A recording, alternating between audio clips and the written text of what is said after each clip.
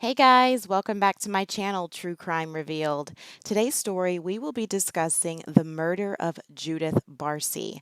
Now, this story takes place in Los Angeles, California in the late 1980s. Judith Barsi was the daughter of two Hungarian parents who fled to California, settled down, and got married, and they had little Judith. Now, Judith ultimately became a child star, a child actor in the late 1980s, and despite having a very bright future ahead of her, behind the glitz, lights, camera action of Hollywood was a very dark situation that was brewing at home and eventually would claim her life. So let's get started on the murder of Judith Barsi. Judith Barsi was a famous child actor and voice artist in the 1980s. Her work spanned from movies like Jaws, TV shows like Punky Brewster, and cartoon films like The Land Before Time and All Dogs Go to Heaven. She also participated in a wide span of numerous commercials through the 1980s. Yep, Petrie. You keep it safe. Yep, yep, yep. Nope, nope, nope. Mr. Carface, can I go outside today? Sure you can, little girl. But first you talk to the rat. Well, if you want my opinion of what I think. Hi, Mr. Longtail. How are you today? Fine, thank you. Will you be in the race tonight? A sore foot? You shouldn't run. Time for the great taste. Thanks, Ronald! You're McDonald's for your special ones. It's the taste for peanutty. The rest, she loves to swim. Judith Eva Barsi was born on June 6, 1978 in Los Angeles County, California. She is the daughter of Joseph Barsi and Maria Barsi, both of who were immigrants in the United States who fled the Hungarian People's Republic following an uprising in 1956. Now, the two actually fled at different times, and they both located and settled down in Los Angeles, California, where they met at a restaurant. Maria was actually working as a waitress at the time, and Joseph came in, seemed like a well to do guy who had money, was friendly, charismatic. They met and they hit it off. They both had been previously married, but were willing to give it a second try and get married again. And they end up having this adorable little girl, Judith Barsi.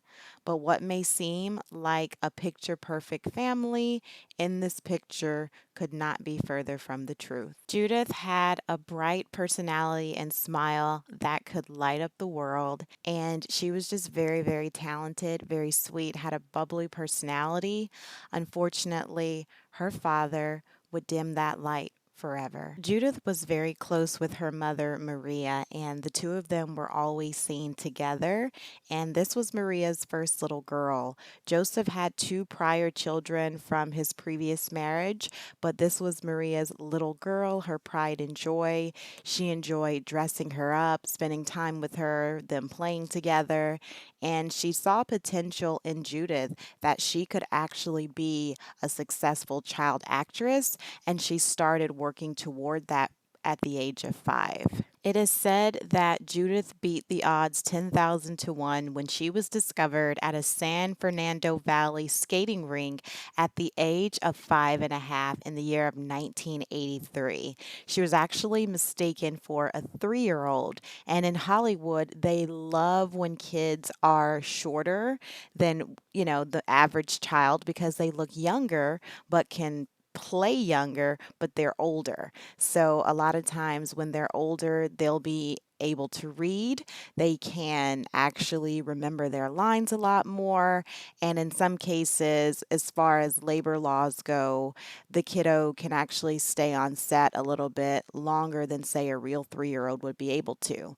So they thought she was 3 and she was really 5, and she was just super cute. She was able to pay attention to detail. She was able to follow direction, memorize her lines, and she she just had a really commercial look and was able to be successful in the Hollywood world in Los Angeles, which, as you know, is super competitive. But Judith had the it factor that her mother knew she had all along and was able to start booking a lot of projects. The year is now 1983, and the honeymoon period for Joseph and Maria is now gone.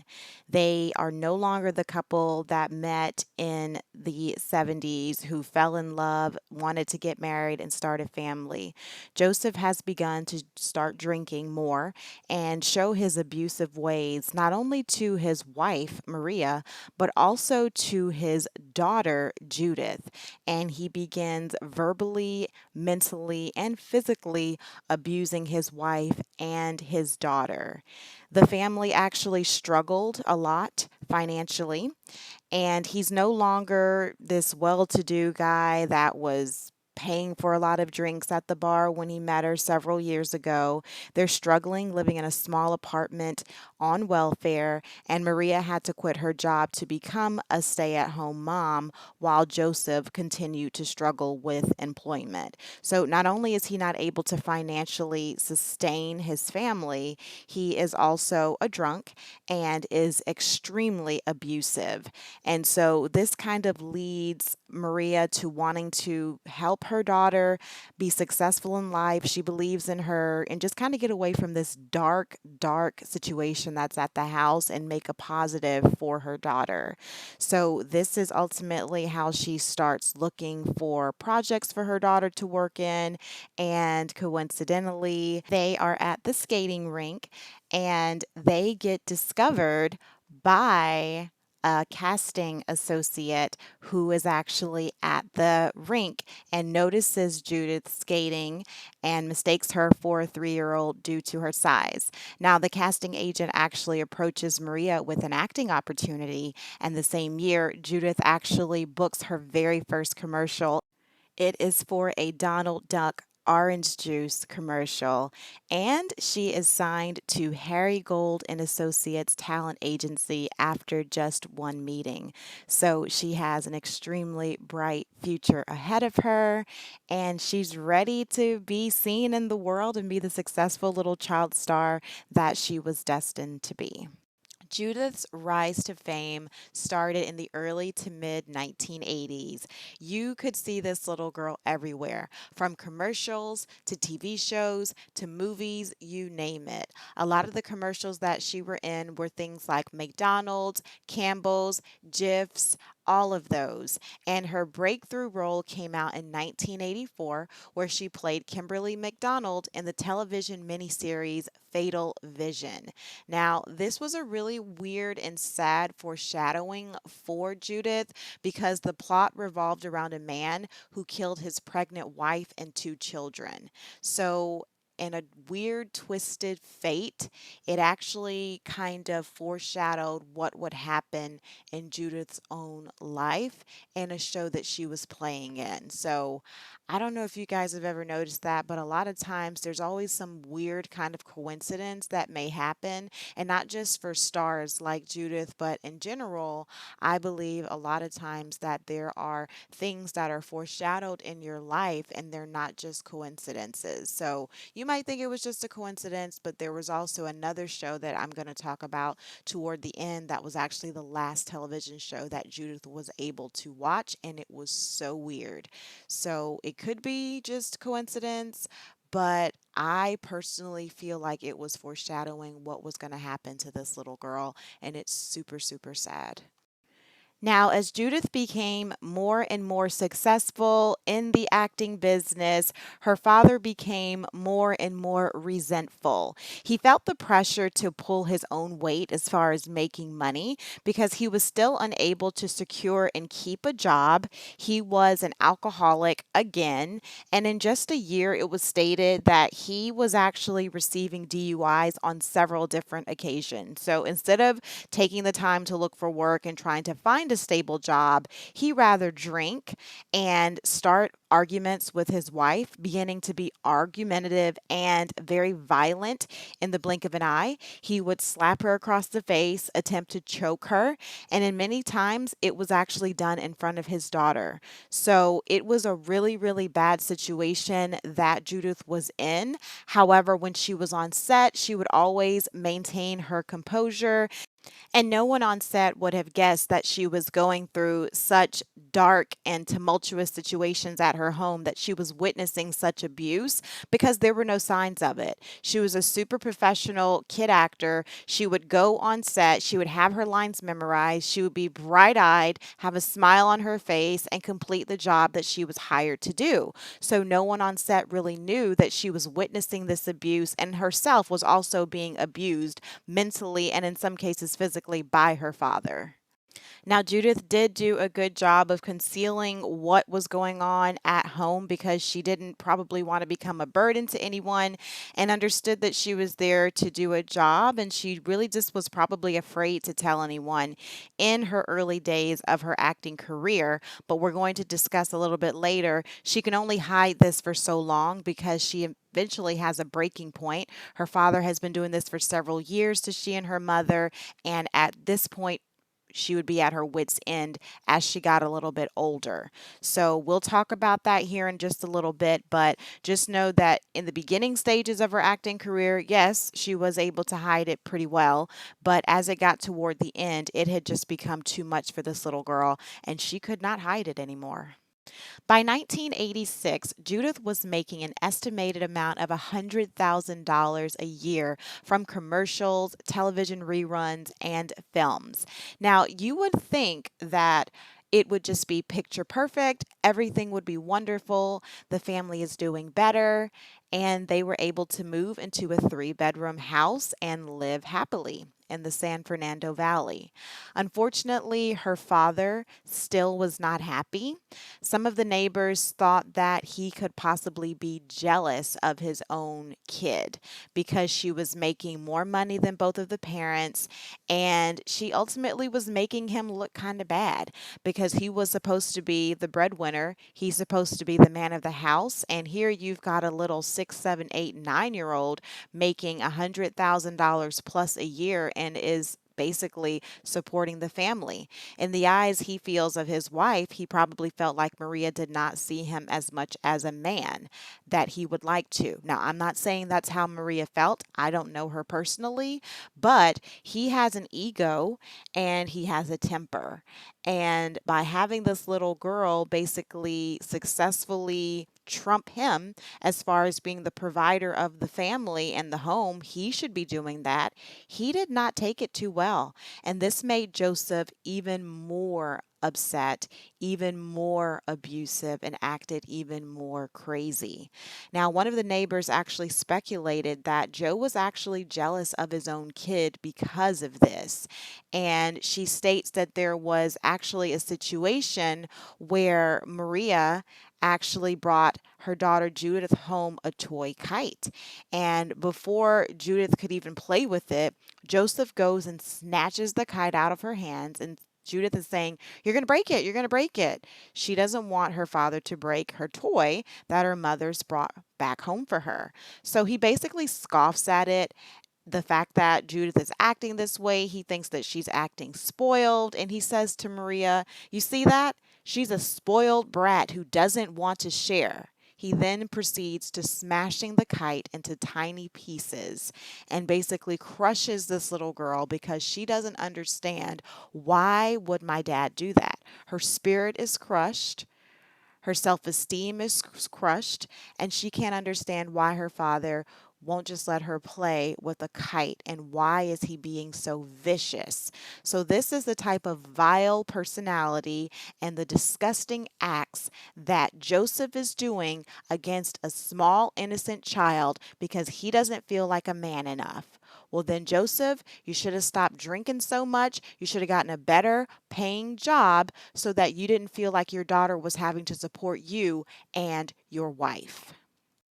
Despite this dark, tumultuous situation that was brewing at the Barsi's home, Hollywood was calling Judith's name. She was actually approached by Don Bluth in 1986 for a role which would later be known as The Land Before Time. Now, if you are an 80s and 90s baby slash kid, you know about The Land Before Time, and it was one of my favorite cartoons growing up as a kid that wasn't Disney related. Most of my favorite cartoons were Disney, but The Land Before Time was up there as far as one of my favorite cartoons growing up as a kid. And after auditioning, they were asking her in the room if she would like to play Ducky. And do you know what she said? Yep, yep, yep. The famous yep, yep, yep, which became a fan favorite quote. And it just went on to become a legacy of Judith's that kids today still watch The Land Before Time. So I thought that that was super interesting that she actually responded that way after her audition if she wanted to play Ducky. And she said the famous yep, yep, yep. So very, very cute. She was an innocent, sweet little girl, and despite everything that she was going through at home, she was able to book this iconic role, which would actually set her for life if she was not going to be, of course, murdered by her own father. As Judith is soaring and becoming the shooting star that she was meant to be, Joseph cannot handle it. He is extremely jealous of his daughter. He is extremely abusive, and things are just brewing and getting worse and worse. It is stated that during a house party one evening, Judith was getting a lot of attention from the guests, a lot of accolades, just basically congratulating her for her success in all of the projects and movies and TV shows that she has been working in. And Joseph can't handle it. So he actually follows her into the kitchen, yanks her ponytail, causing Judith to hit the floor. This is the abuse that this little innocent girl had to go through. Why would you do that? It seems like something a bully would do at school, someone on her level. A child who is her exact same age or maybe a little bit older than her, it's wrong, but you could kind of understand maybe why a peer would do that or a bully.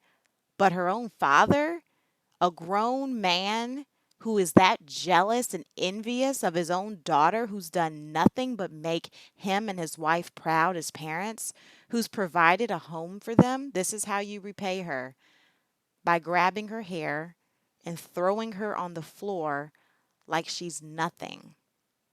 So he feels quote unquote bad about it, but I don't believe it. I believe it's all bull. But he feels bad about it, and as an apology, they go shopping together and he buys her a pink television set for her room. How nice, Dad. Grab her hair, throw her on the floor, and then go shopping the next day. That is what abusers do. Typically, for the wives, though, or the girlfriends, they beat them up. The next day, they bring them a bouquet full of roses and chocolates and whatever else they think might make the victim smile and not leave like they should. And so he's doing the same thing for his daughter. He is training her up to be a battered little girl, to possibly grow up and be a battered woman to someone else by abusing her and then buying her a pink television set the next day. To keep her quiet, really, because he knows that she's in Hollywood. He doesn't want to go to jail. He doesn't want to get in trouble or be looked at as this abuser. So he figures, I'm not really sorry, but I'll do this just to keep her quiet. Just a really terrible person, and it's so sad that she had him as a father and that she had to actually endure this for several years because she and Maria did not deserve to be at the hands of this monster, Joseph, who was nothing more than an abuser. Now, despite Judith having this awful relationship with her father, she and her mother, Maria, were actually quite close. And Maria would take any opportunity she could to get her out of the house when her daughter was not at school or wasn't doing an acting gig. They would actually go to different restaurants or to visit family and friends. And Judith actually spoke fluent Hungarian. Fun fact. So she was super talented. She spoke fluent Hungarian, obviously was fluent very well well in English as well. And she would actually communicate with her mother in Hungarian when they were in public spaces so that no one could figure out what they were saying. So it was like their little secret language that Judith loved the ability to be able to speak Hungarian to her mom out in the open. So I thought that that was super interesting that this little girl was bilingual at such a young age. Now, another role that Judith played that was a bit haunting was in a show called Cagney and Lacey, where she actually portrayed an abused child in one of the episodes of that specific show. So, once again, there is that really weird foreshadowing of this abused child that keeps cropping up that I personally feel is not coincidence. So she played a lot of these roles, and that was probably the universe's cry for help for this little girl before it was too late. But in the end, of course, it was too late, and no one really knew anything until the very end. Now, at Judith's eighth birthday party, where she should be so happy enjoying herself with her family, her friends, it's noticeable that her father, Joseph, is actually not there. And some of the other moms and parents are wondering what's going on. And Maria just basically told another parent in passing that her husband was stuck at home getting drunk. And he would often show her where he actually kept a can of gasoline. He threatened to burn the house down if she tried to leave and if she tried to take Judith with her. So just very abusive, very emotionally and physically abusive, but also used scare tactics because he didn't want to be alone. Well, if you didn't want to be alone, Joseph, why don't you try to be a better father? Why don't you try to be a better husband? Try to be more supportive and loving to your family. Finances aren't everything, they are important, but that isn't the main reason why Maria was trying to leave. She was trying to leave because you were being very physically abusive. And on top of that, you weren't really financially providing anything. So that was really the real cause of her wanting to leave you was the physical, emotional, and verbal abuse. Now, this abuse is getting so bad that Judith actually had a little friend of hers that she told that her father would actually throw pots and pans at her when he was very drunk. Right? He would throw pots and pans at this little girl and her mother, and this actually resulted in Judith getting a bloody nose. Now, around Christmas time of this same year, Maria did try to contact the police and she tried to file charges against them and report the assault and the physical abuse that had been happening. And sadly, when the officers came, they saw no quote unquote signs of physical abuse. So there wasn't really anything that they could take Joseph in for. And at this time, Maria also reluctantly decided to not press charges. So they already weren't helping her anyway, but I guess they asked, hey, do you want to at least press charges? They're not going to take him in. He's going to still be at the house with she and her daughter, and he's going to turn the abuse up even further if she decides to press charges, knowing that they're not taking him in. So I can understand why she was afraid and decided not to press charges against this man who is a madman. Joseph is crazy. He is extremely abusive. He has no limits, and he does not care if he hurts her or their daughter. So the police leave, nothing is done, and this is another failed attempt, a cry for help, where the police failed her and her daughter, and this madman, Joseph, is left to his devices to act out even further now that she has had the quote unquote audacity to contact the police and nothing has been done about it. He goes insane. The year is 1987, and Judith is now landing theatrical roles. She has her first theatrical feature of Jaws the Revenge to be booked for. So, this is just another testament of a rising star that Judith Barsi was. The part actually required Maria and Judith to actually fly out to the Bahamas. And, fun fact, as you see her pictured here, she actually wore a lot of her own swimming suits for a lot of the beach scenes. So Judith was very excited that she was going to be in a feature film. Her mother was very, very proud of her as well. But Crazy Joseph was not happy about it. When he figured out that they were going to be flying to the Bahamas, he actually took a kitchen knife and he held it against Judith's neck and he said, if you guys go and you do not come back after shooting, I'm going to cut your throat. So she was terrified.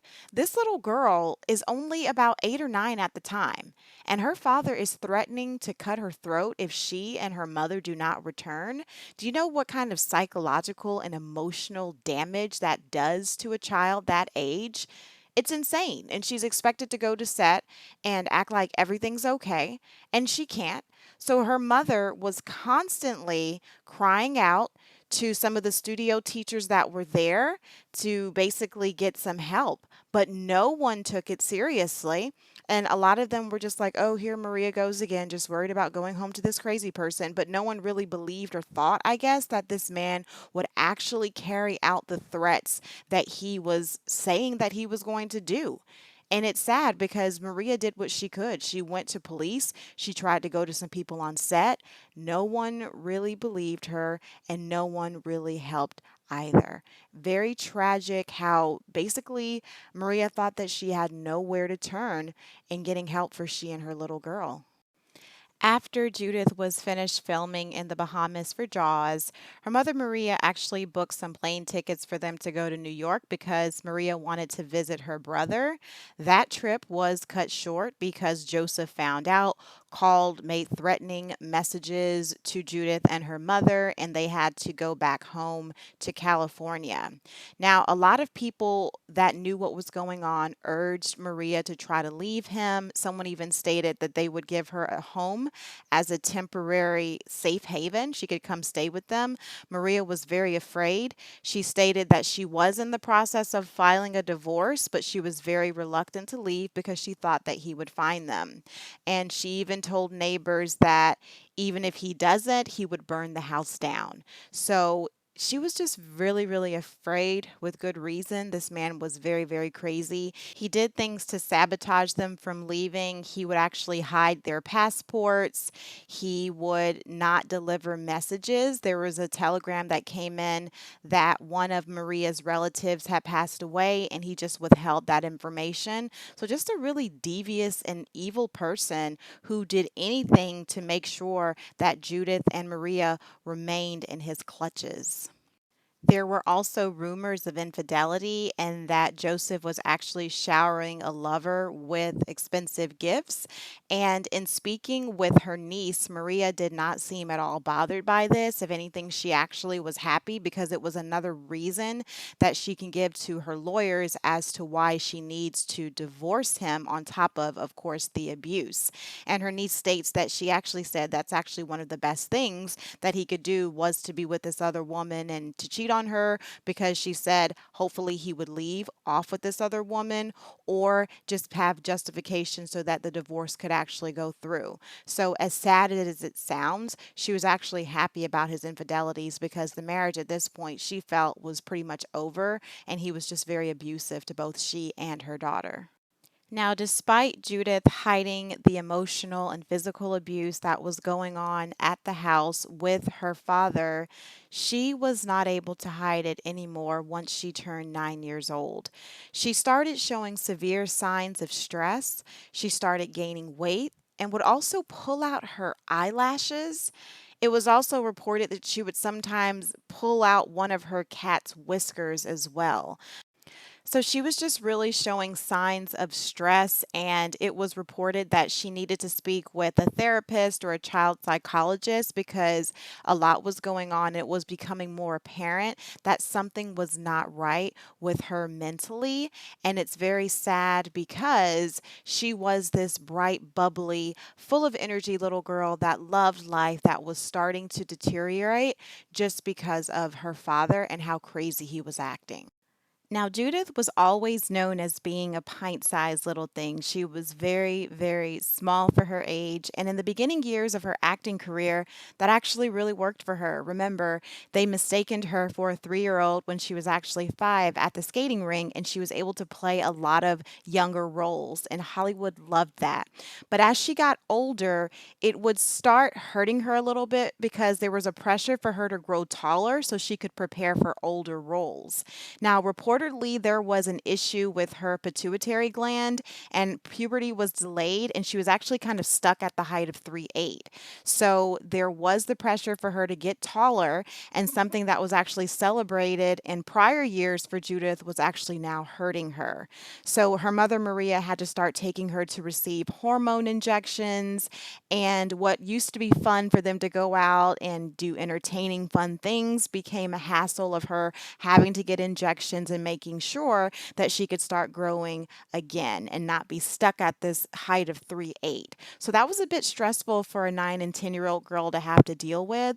In spite of that, she actually was able to book a role on Growing Pains, and that was a show that she had always dreamed on being, and she was just so excited to be on set. She spent a lot of time with Tracy Gold, who actually viewed her as a little sister, and Gold herself learned about the abuse through Maria, and she actually offered Maria some help. However, Maria declined. So, this is another actress who became very, very close with Judith and again saw her as a little sister, wanted to really help her family out, but there was nothing she can do because Maria declined help because she was so afraid.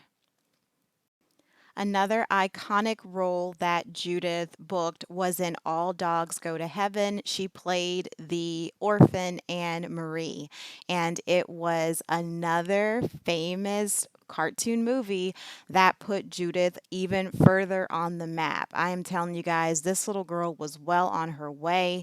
She could have been the next Lindsay Lohan or Mary Kate Ashley Olsen, one of them. I am telling you, this little girl, the sky would have been the limit for her. She was on her way. And when she was filming the role, she was doing well. Her mother had actually began renting an apartment in a part of California, which was like a daytime haven for her, just to be a safe space for her during the day, for her to go work on her film and then go back and relax at the apartment. So they're not having to be at that toxic house all the time. However, when it came time for Judith to sing a song from the film, it was called Soon You'll Come Home, the little girl actually broke down into tears and she told her agent, Ruth Hansen, about all of the horrible things that she had been enduring at home with her mother at the hands of her father. And this incident was so disturbing for Ruth, and she was so concerned about Judith's well being and health that she actually contacted Maria to have her go to a child psychiatrist in Encino.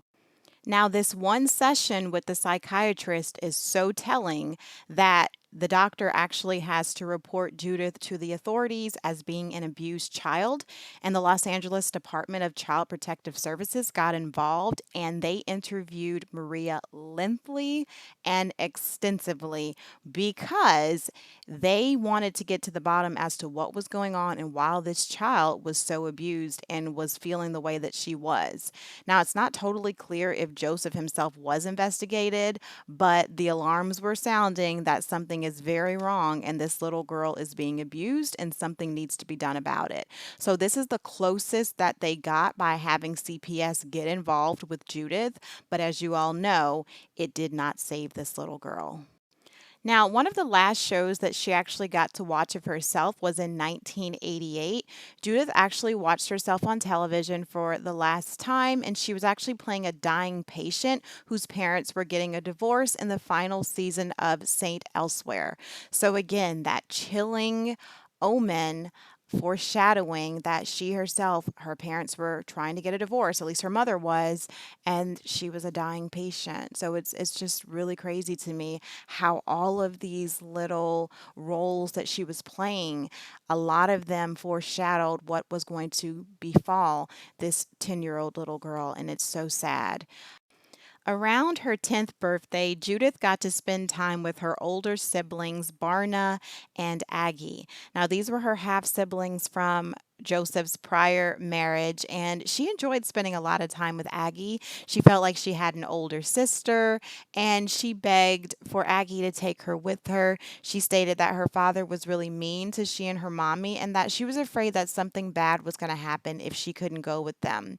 And Aggie did what she could to try to talk to Maria, but Maria stated she did not want to leave the house. She stated that the house really was Judith's because it was her prized possession. She had worked so hard in all of her films for the house, and if anyone was going to leave the house, it was going to be Joseph. So what she did was she made sure that she didn't clean the house. She made sure that it was very dirty, and Joseph was really OCD about cleanliness, and she thought that if it drove him crazy enough, he would leave the house. And that was what she thought that she was going to be able to do. But of course, that also did not work. Now, Joseph had caught Maria at the apartment that she had gotten for she and Judith at the time, and he saw her moving some boxes, but she tried to play it off and say, "Hey, I'm just helping a friend move." He, of course, doesn't believe it, but still doesn't really say too much because his mind is moving and he knows what he has planned for his daughter and his wife. Now, Maria thinks that she's 10 steps ahead of him because she has an actual check for about $12,000. It was a refund check that she had saved, and she was going to use that to make sure that she could move out of the place. And then she would be able to just start a new life with her daughter Judith once the divorce papers arrived and she could move on.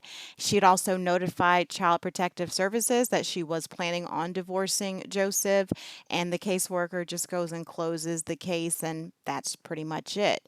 However, he takes matters into his own hands on July 25th, 1998, and this is going to be the day that Judith and her mother are both killed.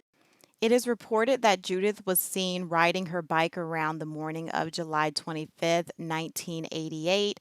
She actually had an upcoming appointment with Hanna-Barbera Studios about a voiceover role for an upcoming animated series. So I'm sure she and her mother were very excited about that. The studio reps, I'm sure, were very excited because she's a household name at this point. But she does not show up for the audition, and they're not understanding why. They are puzzled that they would not let this opportunity be one that they would want to take advantage of. It's definitely not like Maria or Judith not to show up. And it's speculated that perhaps Maria and Joseph got into a fight, and Judith was just simply too upset to go to the audition, and that's why they did not show up. It is, of course, a lot more dark what eventually is disclosed as happening on July 25th, 1988. Neighbors tell investigators that they don't see the Barsi family outside anymore after that day. And there's a lot of speculation as to what possibly could have happened and ensued. People think that most likely Maria had told him that he was never going to see them again and that she was planning on leaving, or perhaps Joseph found out about her wanting to divorce him, and he knew that he would never see Maria or Judith again because she was possibly just done with him.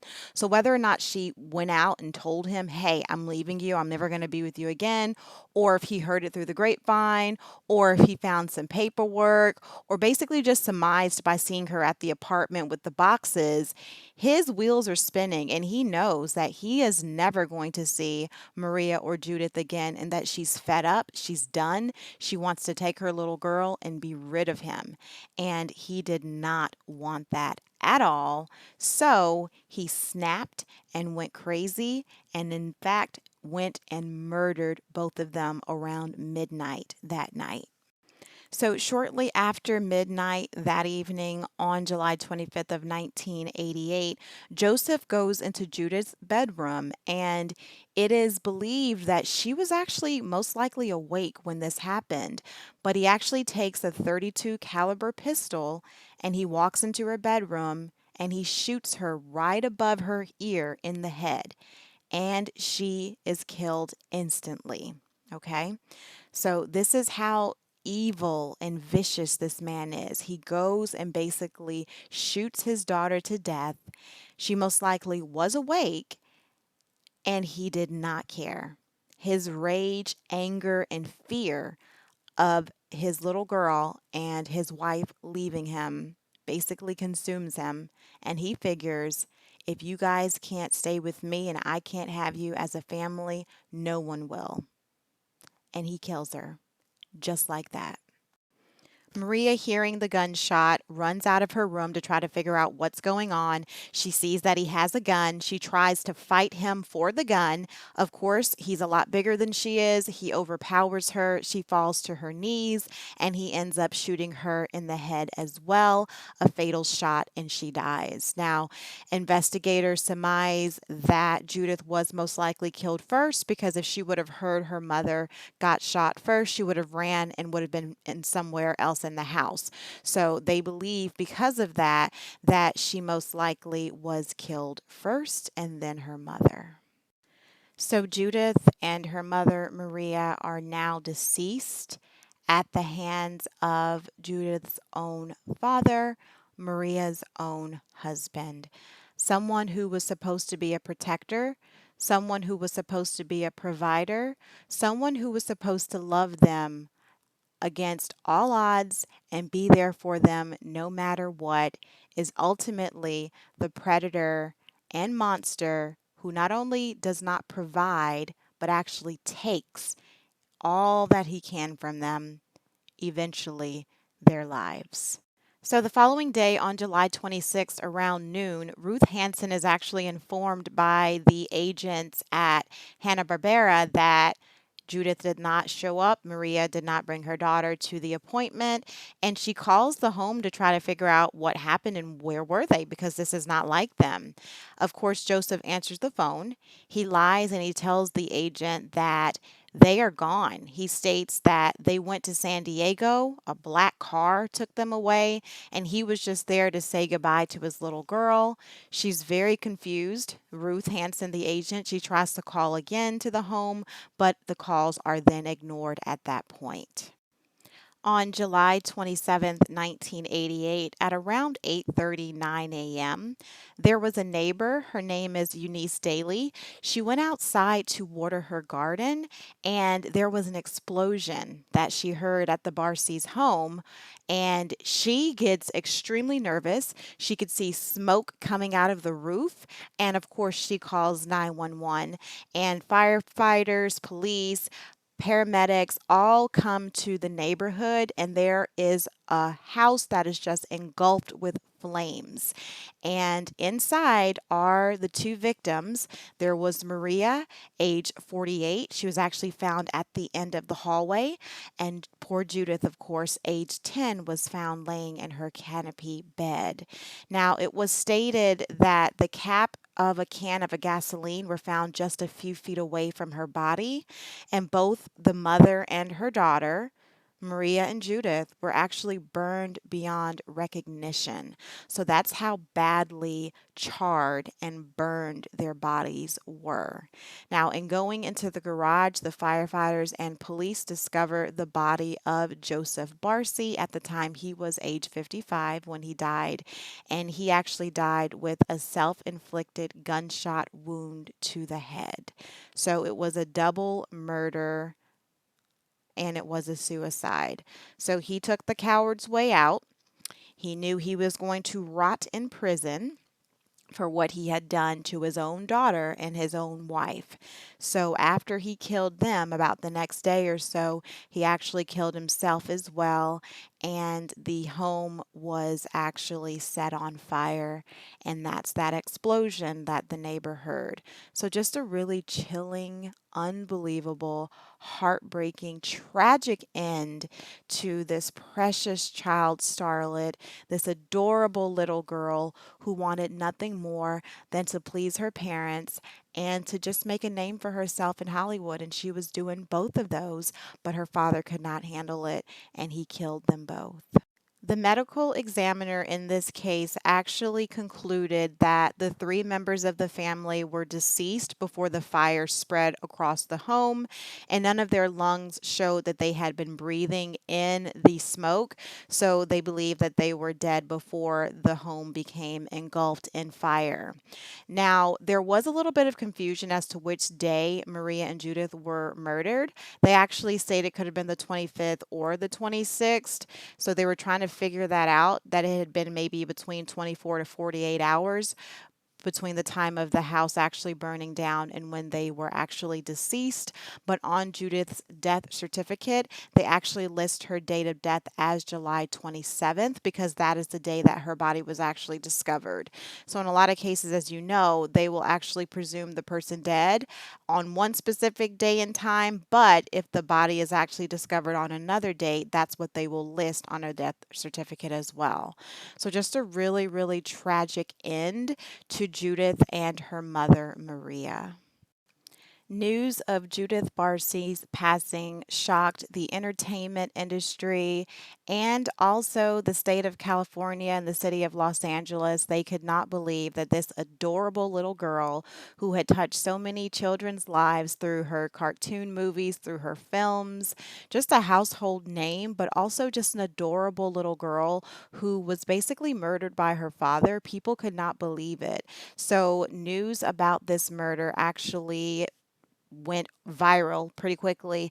And even still today, people still cannot believe it. I sometimes am on social media and I will see her picture with Ducky from The Land Before Time, and people are still telling this sweet girl to rest in peace and just utterly shocked that her father could actually do something so heinous, so vile, so vicious to a precious, innocent little girl. It is unbelievable. Now, Judith and Maria were actually buried next to each other and laid to rest in unmarked graves on August 8th in the Forest Lawn Memorial Park. In 2004, there were a lot of fans that actually organized a donation for the two of them to actually receive their headstones. So now they do have their headstones, and I think that it's nice that the two of them are laid to rest together. It is extremely tragic the way that they went, but the fact that they are laid to rest together, I know that they are resting peacefully. And at the funeral, the Growing Pains star Tracy Gold actually read the eulogy of Judith, and then her co star for her on screen father, Lance Guest, was actually one of the pallbearers. So, a lot of people in Hollywood in that community were just really touched by what happened to this little girl and her mother, and they wanted to help out in any way that they could at the funeral and making sure that her legacy was going to continue to live on. Now, one of her last films that was released in 1989 was All Dogs Go to Heaven, where she played orphan Anne Marie. And the closing credits song, Love Survives, was actually dedicated in her memory. Now, as a little girl watching this movie, I had no idea the darkness that surrounded this little girl's life. I just remember it being a beautiful movie. It was fun. I love dogs, and I remember being able to relate with this little girl because she was just a sweet, precocious little girl like I was.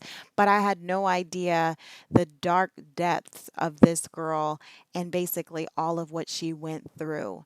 And I just thought it was beautiful that Love Survives was actually dedicated to her because love does survive. In the end, she was actually killed, and so was her mother, snuffed, their lives taken way too soon. But the love that she showed the world will survive. And ironically, All Dogs Go to Heaven was her last film. And she's a precious little girl, and like dogs, they all go to heaven. She too is in heaven with her mother. And I am just so sorry that this little girl had to go through this.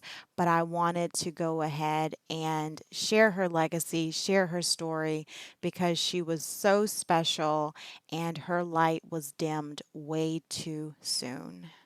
So that is the video, The Murder of Judith Barsi. Please let me know in the comments if you know about this story or if you are just hearing about it today. Maybe you've always watched The Land Before Time and All Dogs Go to Heaven, but you never knew that the voice actress of those characters had such a dark past. It is definitely a story that has always stood out to me, and I wanted to do a story about her to help her legacy live on. And I hope that you all learned something new from this video. If you like the video, please like, please comment, please subscribe. I do try my best to reply to all comments. If you guys have any suggestions on new cases, I am working on those as well. I know a few of you have actually asked me to do some. I am in the process of researching them and getting the video put together. So stay tuned and be on the lookout for that. Thank you all so much for your support, and I'll see you guys in the next video. Bye now.